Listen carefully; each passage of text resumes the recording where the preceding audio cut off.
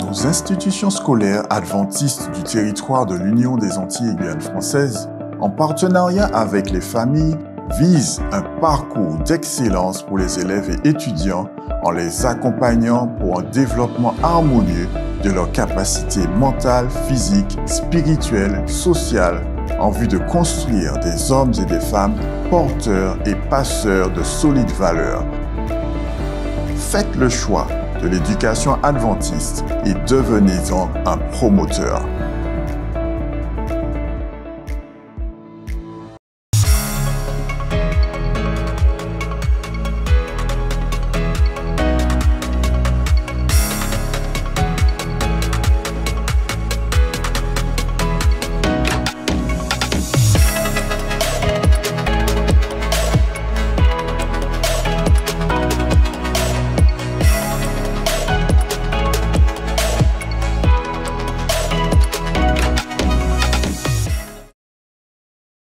Le monde a eu ses grands maîtres, des hommes d'une immense intelligence dont les paroles ont stimulé la réflexion et offert à l'esprit de vastes étendues de savoir. Ces hommes ont été salués comme des guides et des bienfaiteurs de l'humanité. Mais il est un être qui leur est supérieur. Aussi loin que remonte la mémoire humaine, nous pouvons constater l'influence des maîtres à penser des hommes. Mais avant eux était la lumière. L'éducation chrétienne a donc une source, et cette source, c'est Jésus. Bienvenue à tous, vous qui désirez vous abreuver à cette source divine.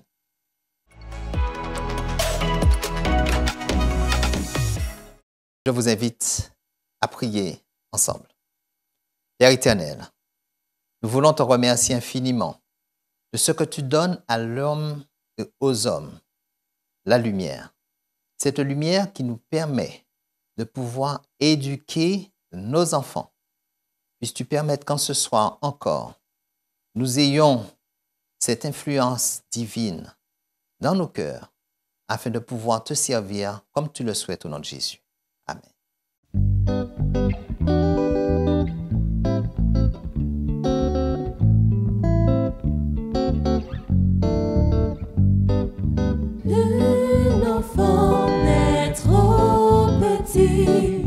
Pour la route étroite, quand le Seigneur l'y conduit, marchant à sa droite, même le plus jeune cœur peut être un temple au Seigneur, même le plus jeune cœur peut être un temple au Seigneur.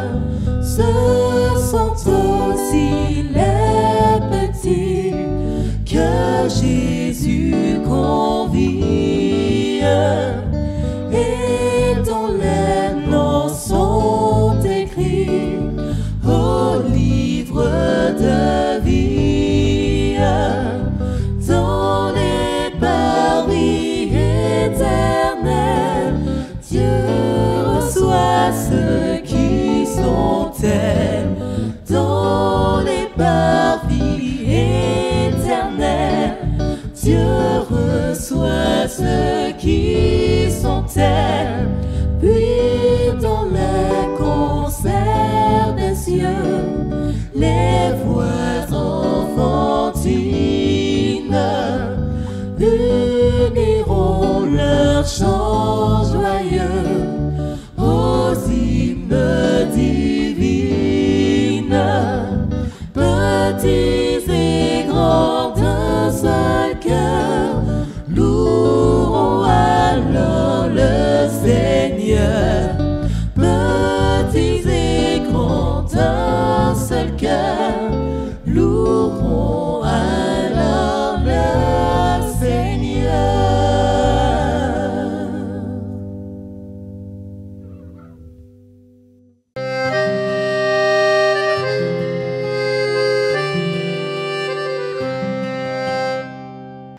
Hello, hello. Aujourd'hui, j'ai décidé de t'amener dans un long et beau voyage qui a commencé dans notre belle ville de Sainte-Rose. Oui, ce voyage qui a débuté à l'école adventiste de Duportail. Cette merveilleuse ville parsemée de fleurs, parsemée de cours d'eau. Oh, que c'est merveilleux, n'est-ce pas? Alors, dès notre arrivée à l'école le matin, je me souviens qu'on passait par ce moment fort d'étude de la Bible et de prière. C'était vraiment des moments exceptionnels où j'ai pu, pour ma part, apprendre pas mal de versets par cœur, des versets bibliques, avec parfois quand même la pression de nos professeurs. Mais on va dire que c'était une bonne pression. Donc, ces versets qu'on a pu apprendre, ces moments de partage de plus jeune âge, ont pu nous aider, ont pu m'aider dans ma vie personnelle, que ce soit au niveau scolaire, que ce soit au niveau spirituel et jusqu'à maintenant. Bien entendu, cela fut un supplément par rapport à l'éducation que m'ont fourni mes parents à la maison. J'y reviendrai. J'ai pu ressentir quand même un développement de mes facultés physiques, mes facultés intellectuelles. Mais il y avait aussi une grande part de croissance sociale et spirituelle. Vous savez, souvent on nous demandait « Mais vous mangez quoi à Duportail? Vous mangez quoi dans vos écoles adventistes ?» Nous répondions « Nous mangeons de la nourriture végétarienne. » Bon, beaucoup d'entre nous n'aimaient pas. Il faut l'avouer que la nourriture végétarienne, c'est quand même compliqué pour pas mal d'entre nous, jusqu'à aujourd'hui. Mais personnellement, je savais que c'était une nourriture saine. Une nourriture qui permettait, qui faisait partie du développement de mes facultés intellectuelles, de mes capacités physiques. Regardez, aujourd'hui, je suis en pleine santé. En fait, tout cela pour vous dire que la philosophie d'une alimentation saine de l'église adventiste et dans nos écoles adventistes est quand même reconnue au niveau mondial comme un bienfait certain. En tout cas, souvenez-vous d'une chose, d'un exemple dans la Bible, Daniel et ses compagnons. Je ne suis sûrement pas baraqué comme eux. Je vais bien grâce à Dieu et ça c'est l'essentiel. Vivre tout cela dans un environnement idéal, avec les rivières, la nature, ce fut l'idéal, je pourrais dire. Et une chance qui n'est pas donnée à tout le monde. Va de soi. Mais toutes ces valeurs étaient des aspects essentiels de la philosophie adventiste. Et devant cet enseignement quand même primaire de qualité, dirais-je, mes parents ont décidé que je poursuivrais l'aventure au collège-lycée de Boissard. Vous savez, quand on entre au collège-lycée, on est confronté à une nouvelle réalité, à beaucoup de choses qui peuvent soit nous rapprocher de nos objectifs fondamentaux, soit de nous détourner totalement. Et durant le début de mon cursus secondaire, le Seigneur a permis vraiment que je sois engagé auprès de mes camarades. Bon, j'avoue, c'était extrêmement compliqué de me réveiller chaque matin avant 5 h du matin pour aller à l'école de Boissard. C'était extrêmement difficile, il faut l'avouer. Mais une chose qui est sûre, c'est que ce sont des épreuves à passer dans la vie. Il ne faut jamais se décourager. Quand Dieu a un plan pour nous, il met tout ce qu'il faut en œuvre afin que nous puissions l'atteindre. Et au sein de cette grande famille de l'église adventiste, de l'éducation adventiste, j'ai eu l'opportunité de participer et diriger l'élaboration de certains projets spirituels, événementiels, récréatifs, mais en faisant toujours attention à mettre le message d'amour de Dieu en avant. Vous savez, je vous disais tout à l'heure que j'ai eu l'opportunité quand même de diriger certains projets et j'ai remarqué que ça a pu m'aider dans ma vie universitaire où j'ai eu aussi à élaborer certains projets avec mes collègues. Et on voit encore l'importance de l'éducation adventiste dans notre cheminement social, dans notre cheminement au niveau de notre travail. En tout cas, après pratiquement 6 ans d'études de médecine, j'ai décidé de ne pas lâcher la main de Dieu, car chaque jour, c'est lui qui me donne le souffle de vie pour bâtir mon avenir. Et ma plus grande joie serait de quand même revenir pour apporter mes pierres à l'édifice. Enfin, l'éducation adventiste, ce n'est pas uniquement former des pasteurs, former des missionnaires, mais c'est avant tout conduire nos étudiants, toi mon cher frère, toi ma chère sœur, conduire à Dieu, conduire au salut, conduire à l'éternité, développer notre caractère chrétien, développer toutes nos facultés, qu'elles soient physiques, mentales, intellectuelles, psychologiques, sociales, spirituelles. Et le système d'éducation adventiste reflète même la société céleste que Dieu a prévue pour nous, j'aimerais dire.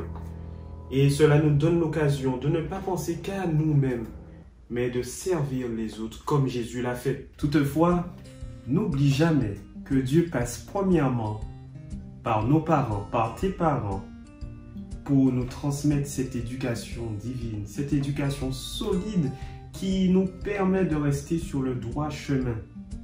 Et je ne remercierai jamais assez mes parents pour tous les sacrifices qu'ils ont fait pour moi, pour mon frère. Et je remercie aussi chaque membre de l'Église qui ont su participer à ma croissance. Tati Katia, Tati Christelle, tout le monde, vous tous, je vous remercie tous de m'avoir poussé, par exemple, à faire ma leçon d'école du sabbat, à être sérieux aux éclaireurs, et ceux qui m'ont fait confiance au niveau de mes facultés, qui ont su me pousser à les développer. Sachez en tout cas que je pense tous très fort à vous et j'espère bientôt vous revoir. Et chers jeunes, n'oublie pas, comme disait Martin Luther King, I have a dream. Mais Dieu te dit, j'ai un plan pour toi. Suis mon plan, le plan que j'ai pour toi. Allez, à bientôt.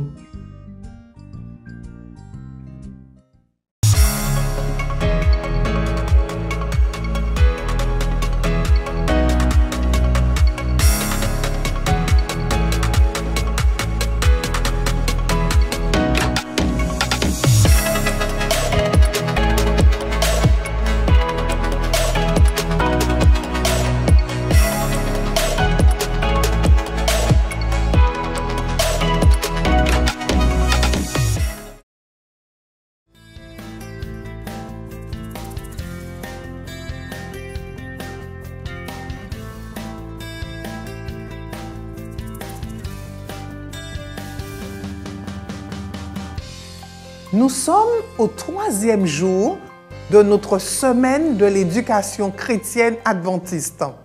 Le message du jour s'intitule « Comment préparer nos enfants et nos jeunes à construire leur identité chrétienne ».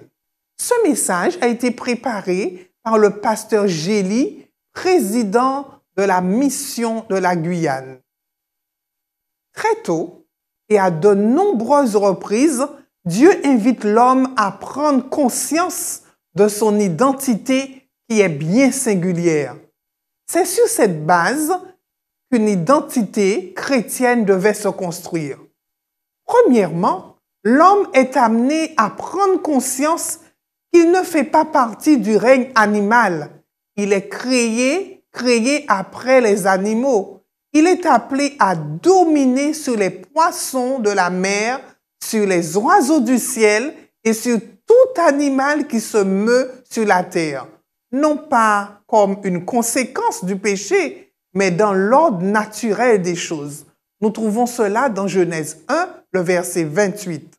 Dieu créa l'homme à son image. Il le créa à l'image de Dieu. Oui, il le créa à l'image de Dieu. Il créa l'homme et la femme. L'homme n'est donc pas au même rang que l'animal, ni du même rang que Dieu, qui est le Créateur. On pourrait considérer cette phrase comme la base de l'identité de l'homme, une identité épanouissante et rassurante. Nous ne venons pas de nulle part. Nous avons un Créateur qui souhaite et qui peut prendre soin de nous et qui nous montre notre valeur en nous prenant comme partenaire. L'Éternel Dieu prit l'homme et le plaça dans le jardin d'Éden pour le cultiver, pour le garder. Genèse 2, le verset 15.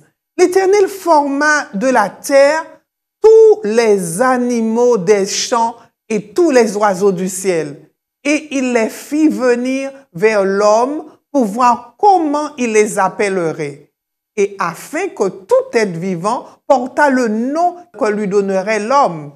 Nous trouvons cela dans Genèse 2, le verset 19. Malheureusement, le péché est venu dérégler ce bel équilibre en portant un regard attentif sur le récit biblique de la chute de l'homme. On découvre que le péché, c'est une question d'usurpation, d'identité, puisque le tentateur propose à Adam et Ève de devenir comme des dieux alors qu'ils n'en sont pas.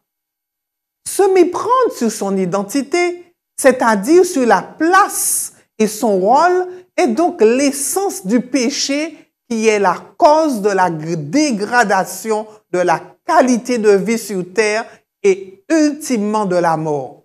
Il est donc capital de bien construire son identité. Il y a un lien étroit entre son identité et le rapport qu'on entretient avec ceux qui nous entourent, tous ceux qui nous entourent aussi. Est-ce un rapport de soumission, d'égal ou de supériorité? À qui dois-je me soumettre? De qui suis-je l'égal? Sur qui dois-je dominer?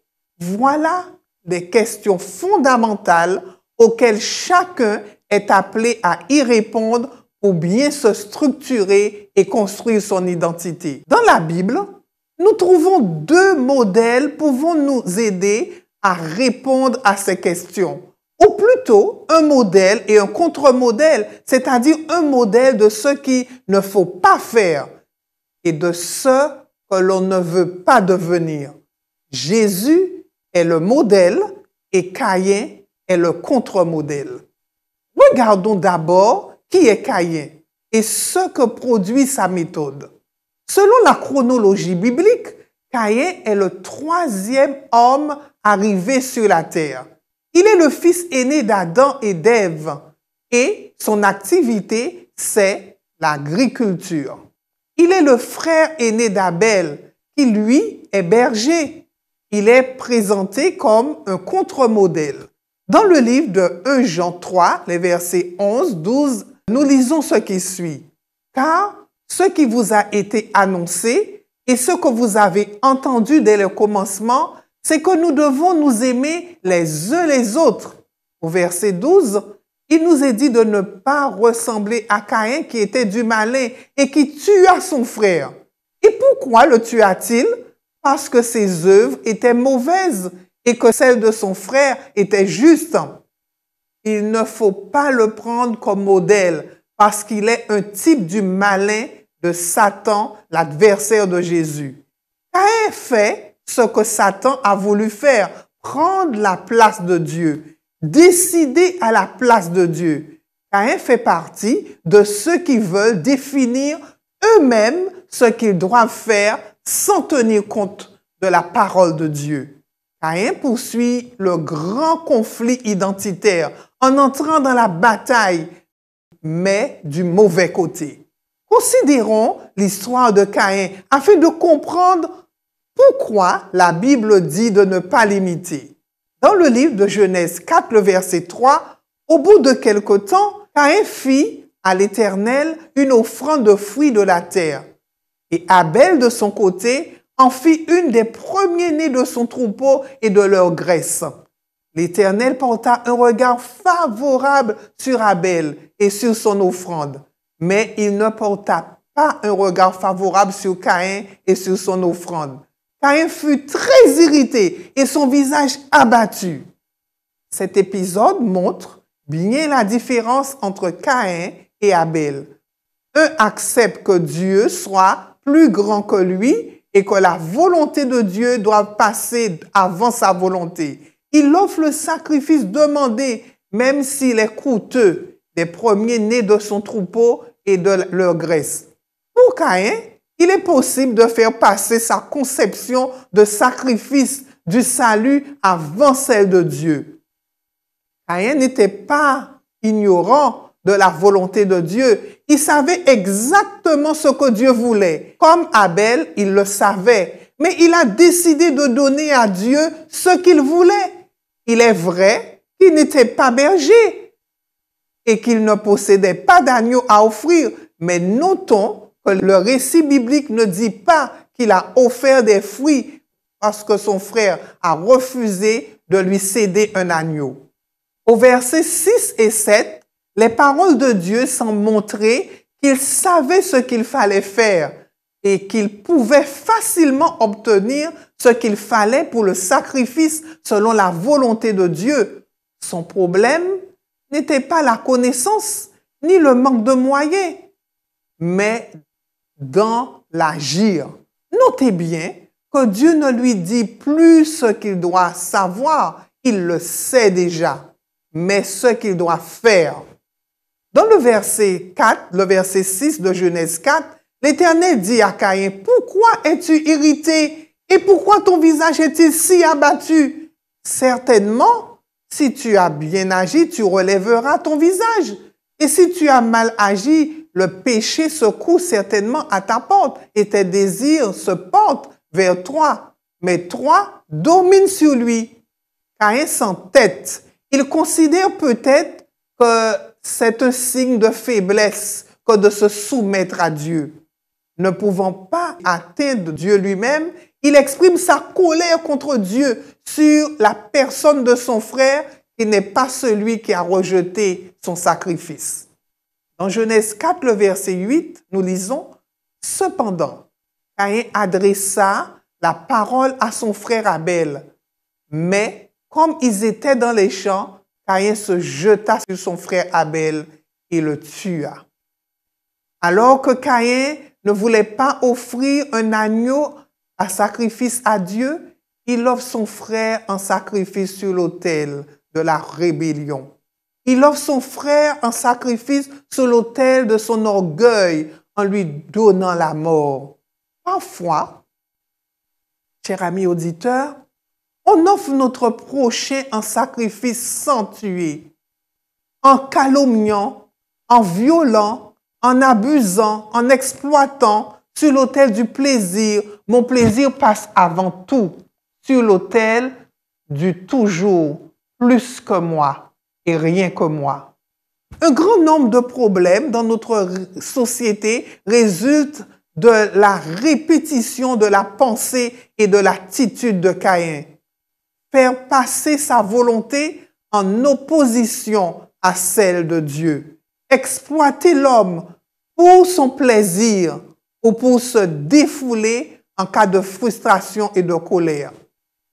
Chers amis auditeurs, chers éducateurs, chers dirigeants, chers jeunes, chers enfants, la Bible nous appelle à rejeter le modèle de construction d'identité présenté par Caïn, qui est celui du malin. La descendance de Caïn n'a malheureusement pas rejeté ce modèle et le mal s'est accru sur la terre au point où Dieu fut contraint de sauver le peu de justes qui restait au moment du déluge. Plus la société s'enfonce dans le modèle de Caïn, plus ses problèmes augmentent. La terre devient de plus en plus improductive. La violence et les maladies s'intensifient. Il y a plus de rivalité, de trahison. Nous devons prendre Jésus comme modèle dans la construction de notre identité. C'est pour cela qu'on parle d'identité chrétienne. Le livre des Éphésiens 5, le verset 2 dit « Et marchez dans la charité, à l'exemple de Christ qui nous a aimés et s'est livré lui-même à Dieu pour nous comme une offrande et un sacrifice de bonne odeur.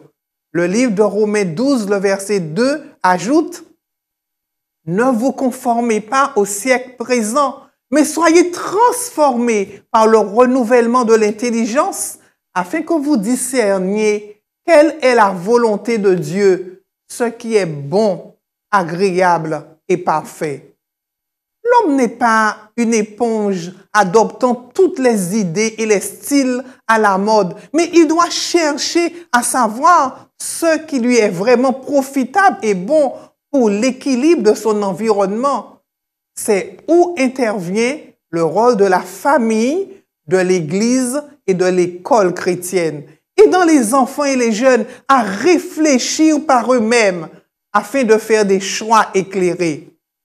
C'est pour cela que Dieu te dit, chers parents, que Dieu te dit, cher éducateur, te dit, cher dirigeant, tu n'apprendras point à imiter les abominations de ces nations-là. Cela se trouve dans Deutéronome 18, le verset 9. En son temps, Jésus a montré qu'il était bienfaisant et nourrissait de faire la volonté de son Père. Dans le livre de Jean 4, le verset 34, Jésus dit « Ma nourriture est de faire la volonté de celui qui m'a envoyé et d'accomplir son œuvre. » Jésus a fait la volonté du Père sur la terre. Il n'a pas perdu, au contraire. Dans Philippiens 2, le verset 9, il nous est dit « C'est pourquoi aussi Dieu l'a souverainement élevé et lui a donné le nom qui est au-dessus de tout nom. » La volonté de Dieu protège et fait grandir celui qui s'y soumet. On ne perd pas au change. En cultivant une relation de confiance et d'obéissance avec Dieu, on construit son identité chrétienne, celle qui nous donne notre vraie place et ne nous limite en rien. Je reprends cette citation, elle est très belle. La volonté de Dieu protège et fait grandir celui qui s'y soumet. En cultivant une relation de confiance et d'obéissance avec Dieu, on construit une identité chrétienne, celle qui nous donne notre vraie place et ne nous diminue en rien. L'éducation chrétienne, l'identité chrétienne se construit dans la prise de conscience de notre valeur. Nous sommes précieux au point où l'or et l'argent ne peuvent exprimer la valeur de l'homme. Seul le sang, la vie de Jésus, exprime notre valeur. Cette prise de conscience implique aussi d'accepter notre place actuelle. Ni bête, ni Dieu, ni sauveur, mais serviteur de Dieu. Accepter cette place, c'est aussi accepter la place que Jésus nous offre pour l'éternité. Une place de choix qui vaut plus que tous les fauteuils que les hommes, pour lesquels les hommes se disputent sur cette terre frappée par la malédiction. Dans le livre de Jean 14, le verset 3, voilà cette belle promesse que Dieu fait à chacun de vous. Et cela devrait nous donner du courage, le peps nécessaire, afin de ne pas nous vautrer dans les bassesses de cette terre, mais avoir une perspective noble et céleste. Jean 14, le verset 3, « Et lorsque je m'en serai allé et que je vous aurai préparé une place, je reviendrai et je vous prendrai avec moi, afin que là où je suis, vous y soyez aussi. » Parents et éducateurs, il nous incombe d'accompagner et de guider les enfants et les jeunes de telle sorte qu'ils ne soient pas la pensée des autres, mais qu'ils aient une idée forte, construite sur la parole de Dieu, des modèles pour les jeunes et les enfants de notre société. Chers parents et éducateurs, acceptez-vous de relever ce défi d'être un éducateur, un parent, un enseignant, un dirigeant, un personnel de nos institutions scolaires, enseignants ou non enseignants, qui a à cœur d'être modèle pour les enfants comme Jésus l'a été et qui l'aide, qui l'accompagne dans la construction de son identité chrétienne?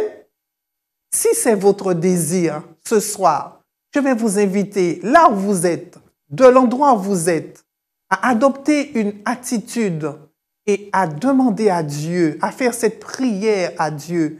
Seigneur, je voudrais être cet éducateur qui, là où je suis, à l'église, à l'école, dans la rue, dans la société, dans le travail que tu m'as donné, dans ma vie professionnelle, en tant que mère, en tant que père, que je sois celui ou celle qui aide les enfants et les jeunes à avoir une identité chrétienne construite sur la parole de Dieu. Voulez-vous que nous prions ensemble? Père éternel, merci de nous avoir permis de choisir ce soir. Tu nous as présenté deux modèles, celui de Caïn, qui vient de la malédiction du péché, et celui de Jésus, qui est celui de la libération, et qui nous offre des perspectives heureuses de vie éternelle. Nous avons décidé, nous faisons le choix, plusieurs d'entre nous, je suis plutôt convaincu, de faire le choix personnellement, en tant qu'éducateur, en tant que père, en tant que mère, en tant que dirigeant, de choisir, de te servir, de t'obéir, d'avoir en nous l'esprit d'obéissance et d'aider nos jeunes et nos enfants à faire autant. Merci de nous aider à les accompagner afin que leur éducation soit construite sur toi. Nous te demandons pardon, Seigneur, pour toutes les fois, Seigneur, nous avons voulu faire de nous-mêmes. Nous avons voulu suivre nos propres modèles ou bien les clichés que nous avons vus dans cette société. Nous te demandons de nous pardonner. Et alors que nous nous approchons de ta venue, alors que les choses nous montrent, tout nous montre que tu arrives, que la société s'enlise, nous voulons, Seigneur, remettre nos vies entre tes mains. Nous voulons remettre la vie de nos écoles entre tes mains. Nous voulons remettre la vie de nos foyers entre tes mains. Nous voulons remettre la vie de nos églises entre tes mains. Nous voulons remettre la vie de nos institutions entre tes mains, de la société. Et nous avons une pensée forte ce soir pour tous tes enfants qui sont en Ukraine et qui vivent, Seigneur, des choses difficiles. Permets-leur de garder leur identité chrétienne. Permets-leur, Seigneur, de pouvoir te rencontrer, de reconnaître en toi le Dieu qui les aime et qu'au sein de cette tourmente, Seigneur, qu'ils restent attachés à toi et qu'ils sachent que leur délivrance se fera très bientôt. Merci pour toutes choses et que ton nom soit glorifié durant cette semaine de l'éducation chrétienne. Nous t'avons prié dans le nom de Jésus et pour ta gloire. Amen.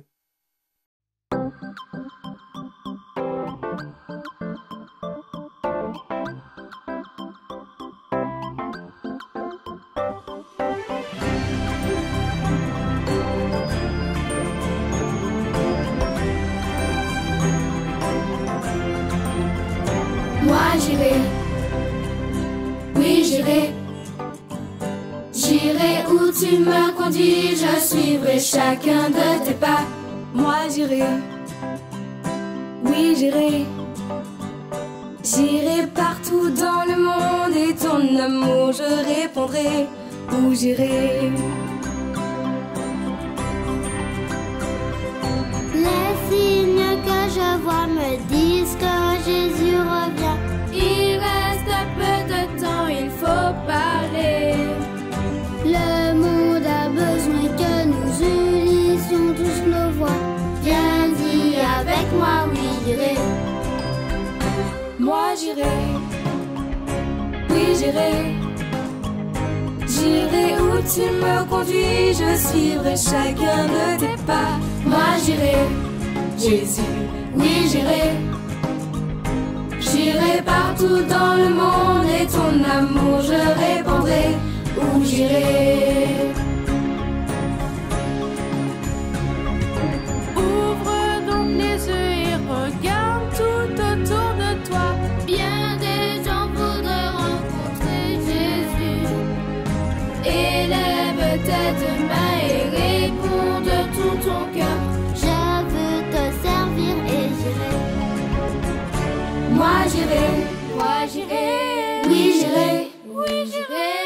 J'irai où tu me conduis, je suivrai chacun de tes pas.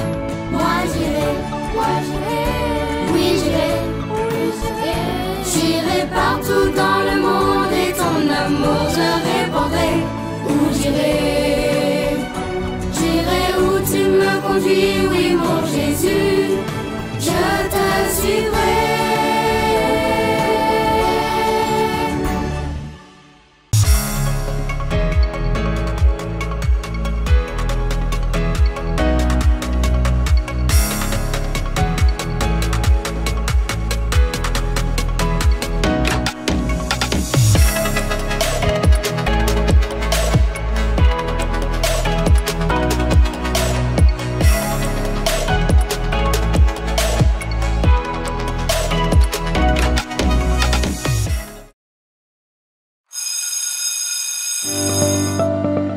Nos institutions scolaires adventistes du territoire de l'Union des Antilles et Guyane françaises, en partenariat avec les familles, visent un parcours d'excellence pour les élèves et étudiants en les accompagnant pour un développement harmonieux de leurs capacités mentales, physiques, spirituelles, sociales, en vue de construire des hommes et des femmes porteurs et passeurs de solides valeurs.